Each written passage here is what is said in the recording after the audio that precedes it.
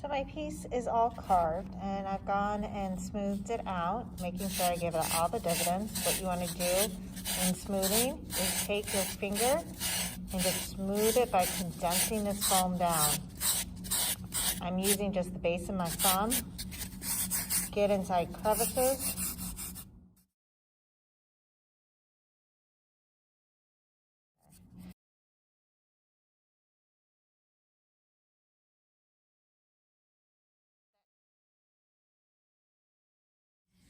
Don't be afraid to mix your colors.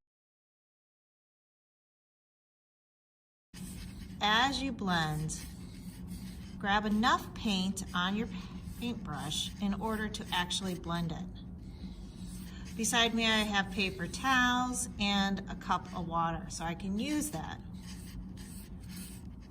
As I'm doing the wet on wet technique, I'm actually literally mixing right on my foam piece.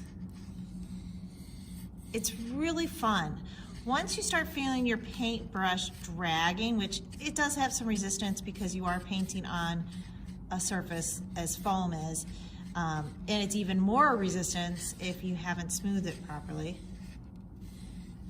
But you can see the wet on wet technique will help and make everything really pretty and smooth. Don't be afraid to go over it a couple times. We don't want just one fat layer of solid color.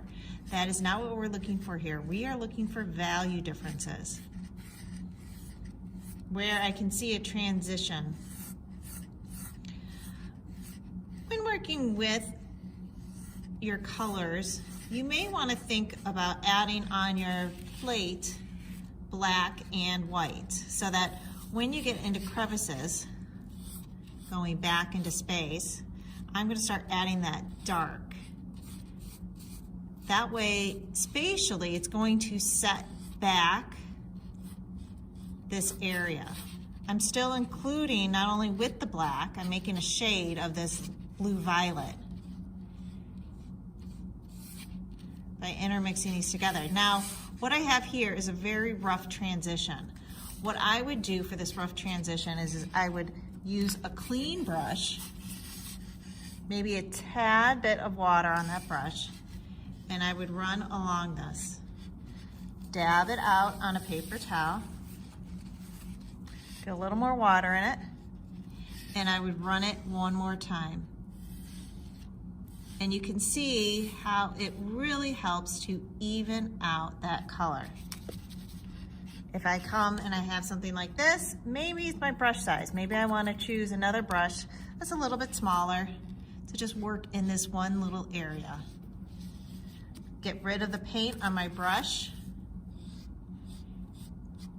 Your whole goal is to make sure there is no foam showing in the end. So you need to make sure that you keep filling in every single area, every nook and cranny. This is acrylic paint, so it is going to dry fast. So you if you're trying to do the wet on wet technique, it has to be wet in order to do that. So you've got to make sure that you paint that while it's still wet. So maybe I might want this transition a little bit more. So I'm going to grab some white paint, and I'm going to run it here. It's streaky, so I'm going to clean out my brush and my water. Dab it out on a paper towel to get rid of that excess. Come back in with mostly a clean brush and let it run. Dab out my paintbrush. You can see how nice and pretty it is. This wet on wet technique works wonderful. This also works when gradating to another color.